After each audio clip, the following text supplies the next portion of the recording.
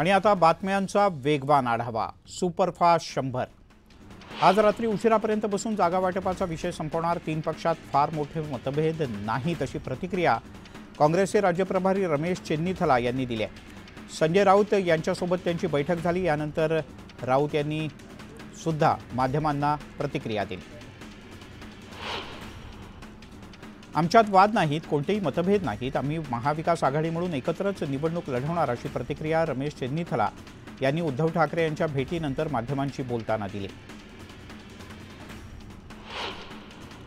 महायुतीमध्ये राष्ट्रवादीला कमी जागा लढवण्याचा भाजप आणि शिवसेनेचा आग्रह आहे. बदल्यात भाजप आणि शिवसेनेच्या वतीनं विधान परिषद देण्याचा प्रस्ताव आहे. मात्र अजित पवार यांना हा प्रस्ताव मंजूर नसल्याचं कळतं.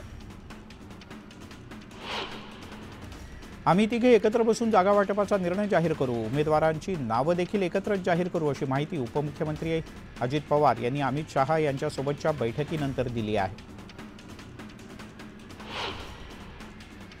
शिवसेना उद्धव बाळासाहेब ठाकरे गटाच्या विधानसभा निवडणुकीसाठीच्या संभाव्य 32 उमेदवारांची यादी समोर आली. वरळीतून आदित्य ठाकरे यांचं नाव अंतिम झालंय.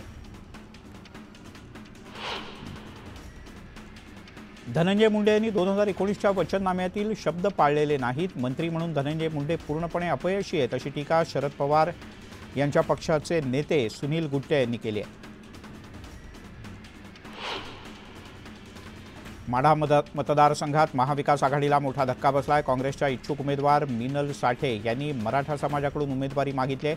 मिनल साठे या काँग्रेसचे माजी आमदार धनाजी साठे यांच्या सून आहेत, तर माढा नगरपंचायतीच्या माजी नगराध्यक्षा आहेत.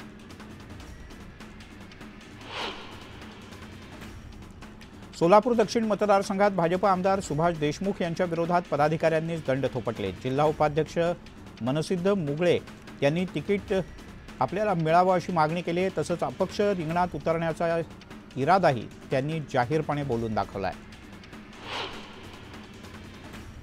मी इमानदार आहे, मला पैसे नको ना मंत्रीपद. माझ्यासाठी माझा समाज मायबाप आहे. मला पैसे दिले, गाडी दिली असा सरकारचा समज असेल तर तो चुकीचा आहे असंही जरांगे यांनी म्हटलंय. ठाकरे गटात प्रवेश केलेल्या राजन तेली यांचं सिंधुदुर्गात मोठ्या जल्लोषात स्वागत करण्यात आलं. दरम्यान सावंतवाडीत भाकरी फिरवण्याची वेळ आली आहे असा इशारा राजन तेली यांनी दिलाय. आमची बैठक झाली, जागा वाटपात काहीच अडचण नाही. पत्रकार परिषद घेऊन कुणाला किती जागा मिळाल्या हे आम्ही स्पष्ट करू असं राष्ट्रवादीचे सर्वेसर्वा अजित पवार यांनी म्हटलंय.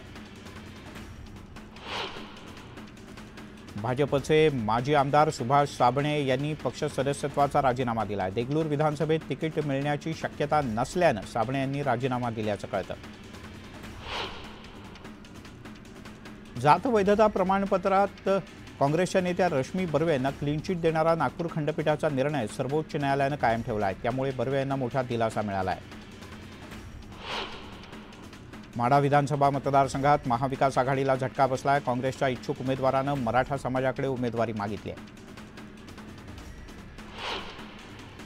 दरम्यान शायना एनसी यांनी सागर बंगल्यावर जाऊन उपमुख्यमंत्री देवेंद्र फडणवीस यांची भेट घेतली. वरळीतून भाजपकडून शायना एनसी यांच्या नावाची चर्चा. या पार्श्वभूमीवर ही भेट झाल्याचं समजत आहे.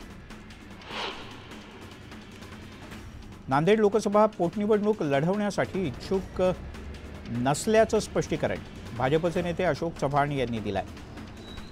पक्ष जो उमेदवार देईल त्याच्या पाठीशी पूर्ण ताकदीनं उभं राहू असंही चव्हाण यांनी स्पष्ट केलं.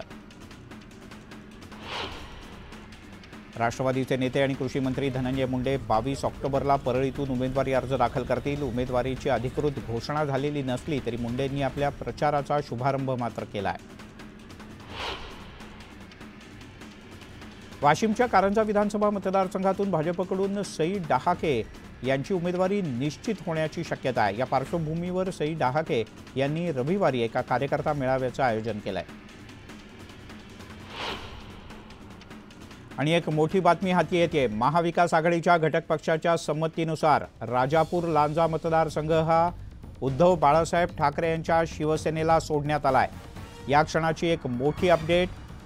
महाविकास आघाडीनं राजापूर लांजा हा मतदारसंघ उभाठाला सोडलाय. दरम्यान या मतदारसंघातून आपणच निवडणूक लढवणार असून येत्या 24 ऑक्टोबरला आपण उमेदवारी अर्ज दाखल करू अशी माहिती आमदार राजन साळवी यांनी दिली आहे. महाविकास आघाडीचं जागा वाटप जाहीर होण्यापूर्वीच राजन साळवी यांनी आपली उमेदवारी जाहीर केल्यानं काही जणांच्या भुवया उंचावल्या.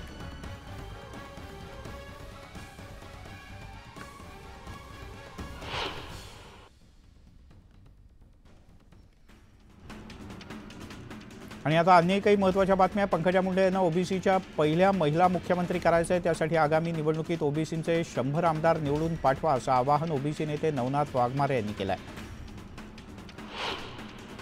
मालवण पुतळा दुर्घटना प्रकरणी तिसरा आरोपी परमेश्वर यादव याला अटक करण्यात आले. त्याच्या पुढील पोलीस कोठडीसाठी त्याला आज कोर्टात हजर केलं जाणार आहे. छत्रपती संभाजीनगरमध्ये भाजपचे प्रदेश सरचिटणीस संजय केणेकर यांच्या कार्यालयासमोर मराठा बांधवांनी घोषणाबाजी केली. केणेकर यांनी मनोज जरांगे यांच्याविषयी आक्षेपार्ह वक्तव्य केल्याबद्दल मराठा बांधव आक्रमक झाले होते. जालन्यातील संत रामदास शासकीय वसतिगृहात विद्यार्थ्यांना देण्यात आलेल्या नाश्त्यात पोह्यांमध्ये आळ्या सापडल्या आहेत. वसतिगृहातील जेवणाचा दर्जासुद्धा अतिशय निकृष्ट असल्याची तक्रार विद्यार्थ्यांनी केली आहे. सिंधुदुर्गमध्ये एका शासकीय संस्थेतील कर्मचारी आणि सुरक्षा रक्षकांमध्ये काही कारणावरून मोठा वाद झाला. वरिष्ठ अधिकाऱ्याच्या मध्यस्थीनंतर हे प्रकरण आता मिटलं आहे. मालवण पुतळा दुर्घटना प्रकरणातील तिसरा आरोपी परमेश्वर यादव याची 3 दिवसांची पोलीस कोठडी संपली. त्यामुळे आता परमेश्वर यादवची न्यायालयीन कोठडीत रवानगी करण्यात आली. डहाणूतील विरेत वीज पडून शेतातल्या सामानाचं मोठं नुकसान झालंय. चिकू आणि नारळाच्या झाडांसह शेडमधला ट्रॅक्टर सुद्धा जळून खाक झालाय. संभाजीनगरातील शेगाव तालुक्यात झालेल्या अतिवृष्टीमुळे शेतकऱ्यांचं प्रचंड नुकसान झालंय. कापूस पिकाचं मोठ्या प्रमाणात नुकसान झाल्यानं शेतकऱ्यांना नुकसान भरपाई तातडीनं मिळावी अशी मागणी करण्यात येते. मुसळधार पावसानंतर परभणीतील येलदरी धरणातून 11,000 क्युसेक्स वेगानं पाण्याचा विसर्ग सुरू करण्यात आलाय. नदीपात्राच्या शेजारच्या गावांना सतर्कतेचा इशारा देण्यात आलाय.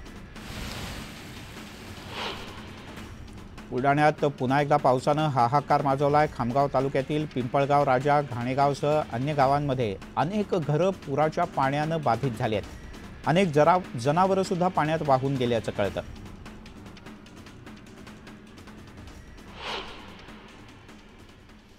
आणि आता एक महत्त्वाची गोष्ट.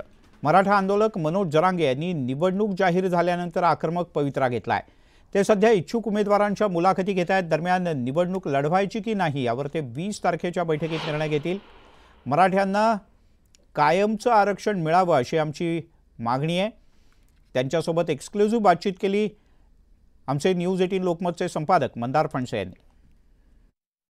गेल्या काही काळामध्ये तुम्हाला असं वाटत होतं का की आचारसंहिता सुरू व्हायच्या आधी तुम्हाला न्याय मिळेल म्हणून? मराठ्यांना 100% दिलं जाणार, आरक्षण देतील ही भावना मात्र आमच्या मनात होती. इतकी फसगत आमची होईल असं मात्र वाटलं नव्हतं. पण इतका द्वेष फडणवीसांच्या मनात असेल आणि एवढी मोठी खुन्नस शेवटी जाता जाता आम्हाला देतील मात्र हे मात्र आमच्या मनात सुद्धा नव्हतं. पण प्रचंड मन दुखावलेत आता मराठ्यांचे त्यांच्यामुळं. सगळं उलटं केलंय त्यांनी. आम्ही ओबीसीतून आरक्षण मागितलं, त्यांनी एससीबीसीतून दिलं, आमचं ईडब्ल्यूएस घातलं, तिथं वाटोळं केलं आमचं. आम्ही सांगितलं त्यांना ईडब्ल्यूएस घालू नका, मुद्दाम घातलं.